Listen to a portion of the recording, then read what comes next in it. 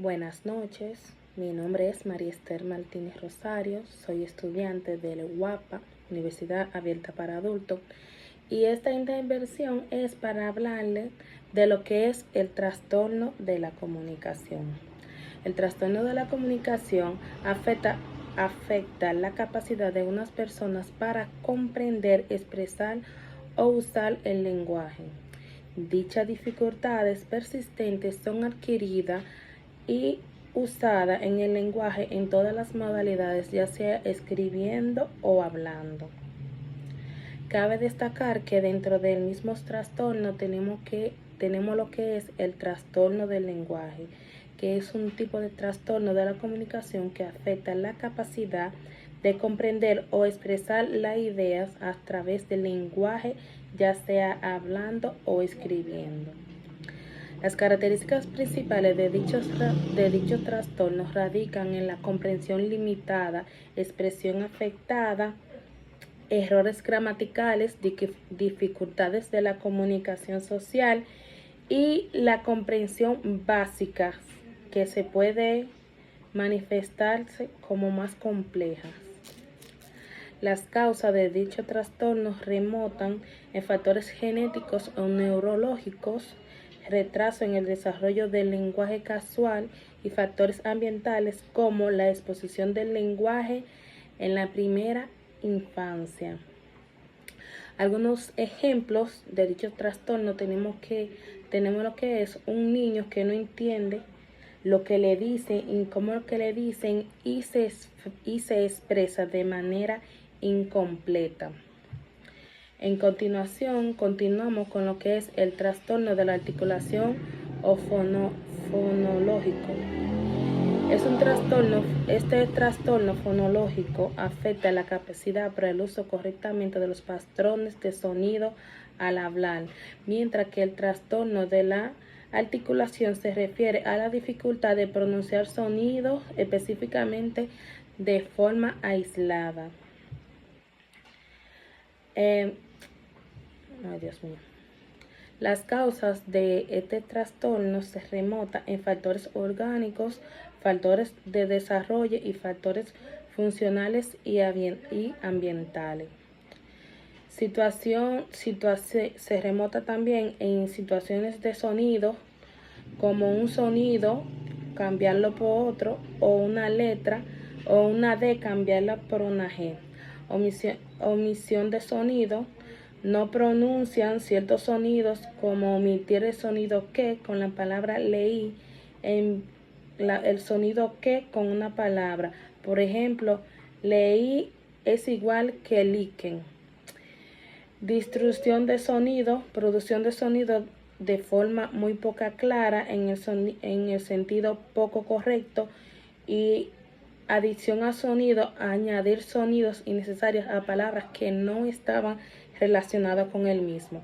También tenemos otro ejemplo, que es que un niño dice taza en vez de decir casa, dice sapo en vez de decir tacos, como dice sapo en vez de decir saco. Ay, Dios mío, ya me perdí.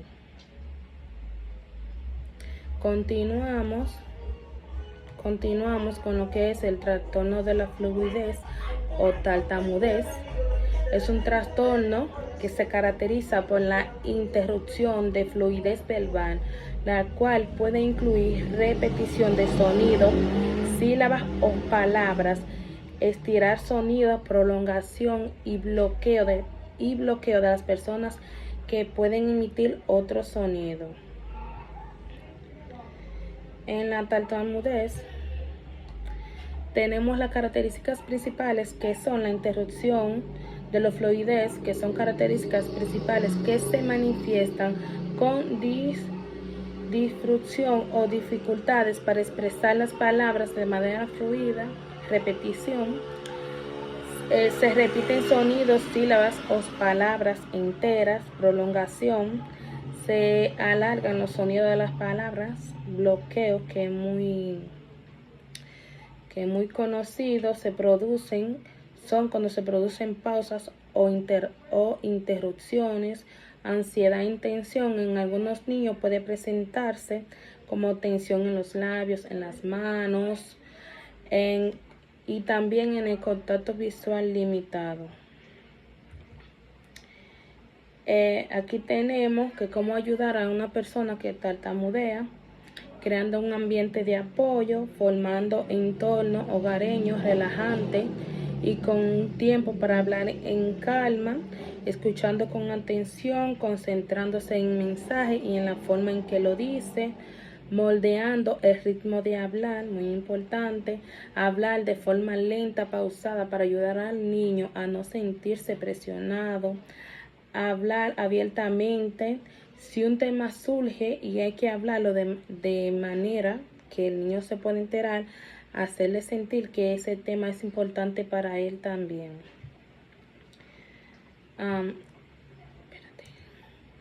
En ejemplo, en la tartamudez tenemos que se repiten los sonidos como la, o el como yo quiero, cosas así, son referentes a la tartamudez de un niño. Sigamos con lo que es el trastorno de la comunicación social, que es un trastorno de neurodesarrollo por dificultades persistentes en el uso del lenguaje social, tanto verbal como no verbal, que no se expresa por baja capacidad cognitiva como el TEA, ni otro problema de salud. Cabe destacar que las principales características del uso social del lenguaje tenemos lo que son las discapacidades que se centran como el lenguaje, que no es el qué, sino cómo se dice, comunicación verbal y no verbal, afecta a los gestos, al contacto visual, expresión facial y la forma de hablar según la situación. La interacción social se observa para tomar turno, hacer preguntas o responder de forma relevante y hacer o mantener una relación con un amigo o una amiga. Adaptarse al contexto, la persona puede tener dificultad para adaptarse de forma de hablar en diferentes audiciones o situaciones. La causa del trastorno social suele ocurrir tanto en otras condiciones y desafíos que incluyen el autismo, el trastorno del lenguaje y otros trastornos de lectura.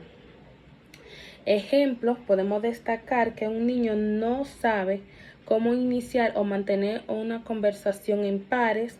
Algunos niños no usan gestos para saludar con la mano o decir adiós o extender los brazos o para que lo carguen, o si bien negar con la cabeza o decir sí o no. Muchas gracias. Esta fue mi exposición, que espero que sea de satisfacción y logre ayudar a algunos.